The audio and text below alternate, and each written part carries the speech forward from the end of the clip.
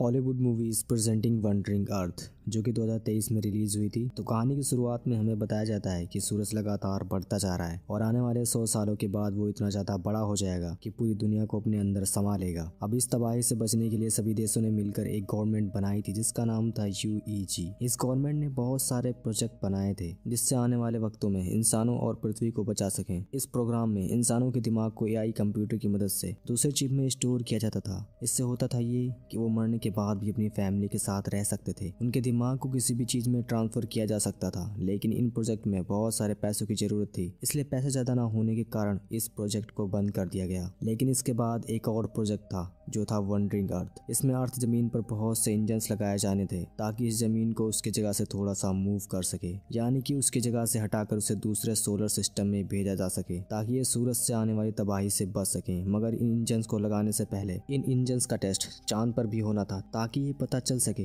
कि इनका ये तजुर्बा अच्छे से काम कर सकता है या नहीं। अब इस काम के लिए अलग अलग देशों से बहुत से एस्ट्रोनॉट को लाया गया था। अब हमें एस्ट्रोनॉट लियो को दिखाया जाता है। यहाँ पर जो AI वाला प्रोजेक्ट था उसके बंद होने की वजह से बहुत से लोगों ने एहतजाज करना शुरू कर दिया था क्योंकि वो इस प्रोजेक्ट को दोबारा चालू करने को कह रहे थे। तभी कुछ एहतजाज करने वाले लोग इन एस्ट्रोनॉट पर हमला कर देते हैं। यहाँ पर एक लेडी एस्ट्रोनॉट थी जिसका नाम हेंग था। वो इन लोगों का मुकाबला करती है और उन्हें रोक लेती है। इसके बाद सभी एस्ट्रोनॉट को एक एलिवेटर की मदद से चांद पर भेजा जाता है। यह एलिवेटर इन सभी को 90,000 मीटर की ऊंचाई पर इनके स्टेशन पर पहुंचाने वाली थी। सभी लोग उस स्टेशन पर पहुंच जाते हैं जहां पर इनकी ट्रेनिंग भी शुरू हो गई थी। वक्त गुजरने के साथ साथ इन सभी की ट्रेनिंग पूरी हो जाती है। लियो और हेन ट्रेनिंग के दौरान एक दूसरे को पसंद करने लगते हैं। इन दोनों की ट्रेनिंग अब पूरी हो गई थी।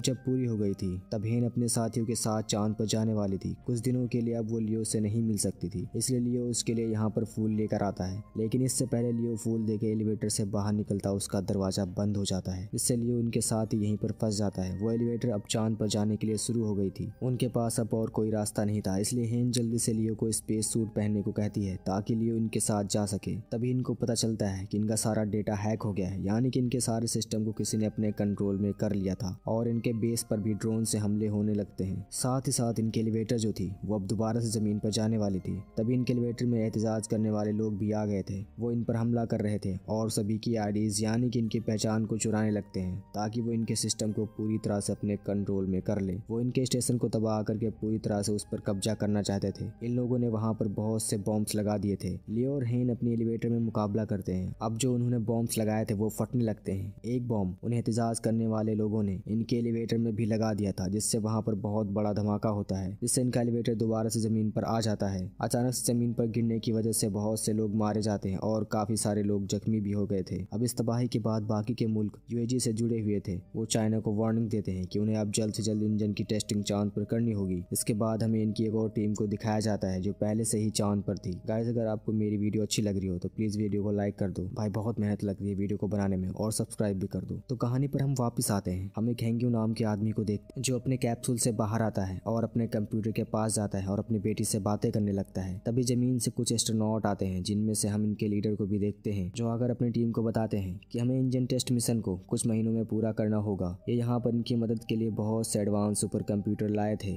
जो इंजन को चलाने में इनकी मदद कर सकेंगे। यहाँ पर हमें ये भी पता चलता है कि जो डिजिटल लाइफ प्रोजेक्ट था जिसमें इंसान के दिमाग को AI की मदद से एक चिप में स्टोर किया जाता था, उसके हेड पहले हेंग्यू के लीडर हुआ करते थे। मगर अब जब उस प्रोग्राम को बंद कर दिया गया तो इन्होंने यहाँ पर इस प्रोजेक्ट पे काम करना शुरू कर दिया। हेंग्यू यहाँ पर अपनी बेटी से बात करने लगता है। यहीं पर हमें पता चलता है कि कुछ सालों पहले हेंग्यू की फैमिली का एक्सीडेंट हो गया था, मगर उसने अपनी बेटी के मरने से पहले उसके दिमाग पर AI वाला एक पहला एक्सपेरिमेंट किया था। उसके दिमाग को AI की मदद से एक चिप में स्टोर कर लिया था, मगर उसका ये एक्सपेरिमेंट कुछ वक्तों के लिए ही था। यहाँ पर जो हेंग्यू के लीडर सुपर कंप्यूटर को लाए थे, हेंग्यू उसकी मदद से अपनी बेटी को दोबारा से AI रोबोट बनाकर जिंदा करना चाहता था, मगर उसके लीडर इस काम के लिए उसे मना कर देते हैं क्योंकि यह काफी खतरनाक था। कुछ दिन गुजरने के बाद चांद पर तूफान आता है जिस वजह से इनका सुपर कंप्यूटर पूरी तरह से बर्बाद हो जाता है। अब इनके पास इंजन को चलाने के लिए कोई और दूसरा रास्ता भी नहीं था, इसलिए सबके सब अपने पुराने कंप्यूटर को इस्तेमाल करने को सोचते हैं। मगर इनकी ये सारी डिटेल्स जानकारी हेंग्यू के पास थी जो इन्हें देने से मना कर देता है। जब लीडर उससे ये कहता है कि उसे उनकी मदद करनी होगी, हेंग्यू अब उनकी मदद करने को तैयार था था, मगर वो अपने लीडर से ये कहता है कि आपको मुझसे ये वादा करना होगा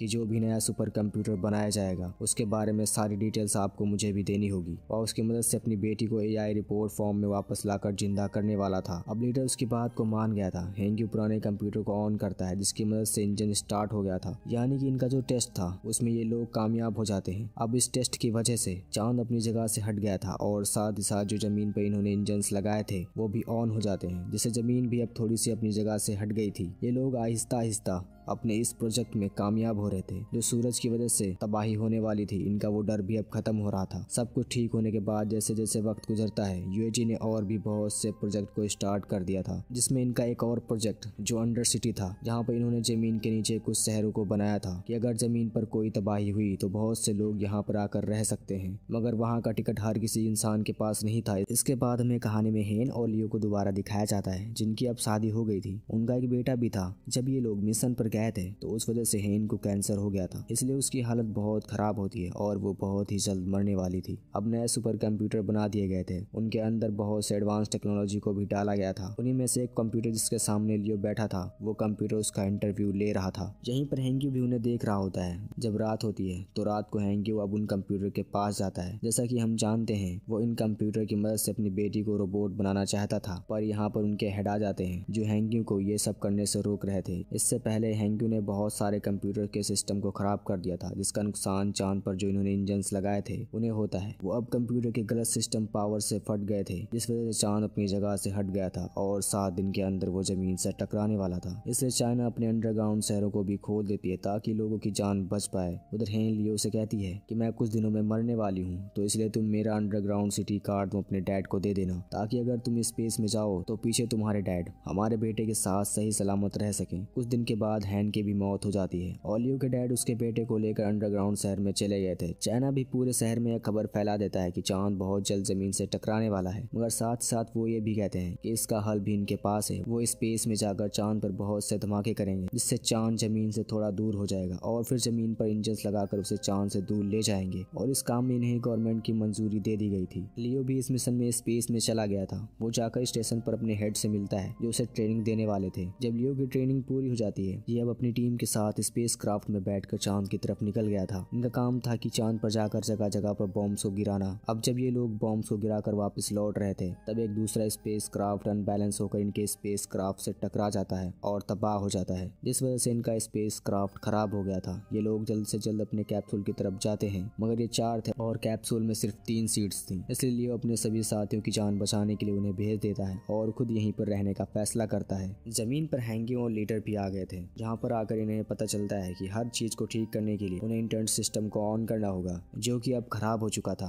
अब ये सारी टीम समंदर में जाने का फैसला करती है, जहाँ पर इनका एक और स्टेशन था। लीडर और हैंग्यू को भी समंदर के अंदर जाकर सुपर कंप्यूटर की मदद से इंटरनेट को ठीक करना था। इनके साथ 2 रोबोट भी थे जो पावर स्टेशन तक जाने में इनकी मदद करते हैं, मगर ओवर पावर की वजह से इनका एक रोबोट खराब हो जाता है। इसलिए अब इन्हें सुपर कंप्यूटर की मदद से इंटरनेट सिस्टम को ठीक करना होगा। उधर बॉम्ब के फटने की वजह से चांद का मलबा भी जमीन पर आकर गिरने लगता है। इसका कुछ हिस्सा समंदर में भी हैंग्यू और लीडर के पास गिरता है, जिस वजह से इनके स्टेशन में पानी आने लगता है। लीडर पानी में डूबकर मरने वाले थे। हैंग्यू उन्हें बचाने की कोशिश करता है, मगर नहीं बचा पाता। लीडर मरने से पहले हैंग्यू को सुपर कंप्यूटर का कोड बता देते हैं, जिससे इंटरनेट को दोबारा ठीक किया जा सकता था। कोड बताने के बाद लीडर की मौत हो जाती है। उधर दूसरी तरफ गवर्नमेंट भी अपनी कोशिशों में लगी हुई थी। वो इस मुसीबत से बचने के लिए 300 लोगों की टीम स्पेस में भेजने का फैसला करती है, जो जाकर चांद पर बॉम्ब गिराने वाले थे। अब ये टीम चांद पर जाकर लियो से मिलती है, जो अभी भी चांद पर था। ये लोग लियो को कैप्सूल में बिठाकर वापस अर्थ पर भेजना चाहते थे, मगर लियो जाने से इनकार कर देता है। उधर हैंग्यू अभी भी इंटरनेट सिस्टम को ठीक नहीं कर पाया था। वो जानता था कि अगर उसने जल्द ही इंटरनेट सिस्टम को ठीक नहीं किया तो चांद जमीन से टकरा जाएगा, जिस वजह से ना ही इंजन ऑन होंगे और ना ही जमीन अपनी जगह बदल पाएगी, यानी कि सब कुछ तबाह होने वाला था। इस मिशन के पूरा होने के लिए सब लोग दुआएं मांग रहे थे। अब जो 300 लोगों की टीम चांद पर गई थी, वो लोग वहां पर बॉम्ब्स को ब्लास्ट कर देते हैं, जिस वजह से चांद चांद अपनी जगह से हटने लगता है। हैंग्यू भी उधर समझ गया था कि वो इतनी जल्दी इंटरनेट सिस्टम को ठीक नहीं कर पाएगा, इसलिए वो यहाँ पर अपने दिमाग को भी सुपर कंप्यूटर में डाल देता है। इसके बाद हैंग्यू की मौत हो जाती है। जब सबको ये बात पता चलता है कि हैंग्यू मर गया है, इससे सभी की उम्मीदें टूट जाती हैं, क्योंकि उन्हें अब ऐसा लग रहा था कि दुनिया खत्म हो जाएगी। लेकिन हैंग्यू के मरते ही सब कुछ उसका दिमाग सुपर कंप्यूटर में ट्रांसफर हो गया था। वो कंप्यूटर खुद ही इंटरनेट कनेक्शन को रिस्टोर करने लगता है। अब जमीन पर भी सभी इंजन को चला दिया गया था। दरअसल उन सुपर कंप्यूटर के अंदर हैंग्यू का दिमाग था। इस वजह से इंटरनेट के ठीक होते ही सभी इंजन स्टार्ट हो जाते हैं, जिससे चांद भी जमीन से दूर हो जाता है। अब ये मिशन कामयाब हो गया था, पूरी दुनिया बच गई थी। ये सभी लोग खुश थे। इन्होंने अपने नए सफर को भी शुरू कर दिया था। इसके बाद हमें 2065 में दिखाया जाता है। अब जमीन पर और भी इंजन को बनाने का काम चल रहा था। लियो भी इसी मिशन में शामिल था। तो इसी के साथ ये कहानी यहीं पे खत्म होती है।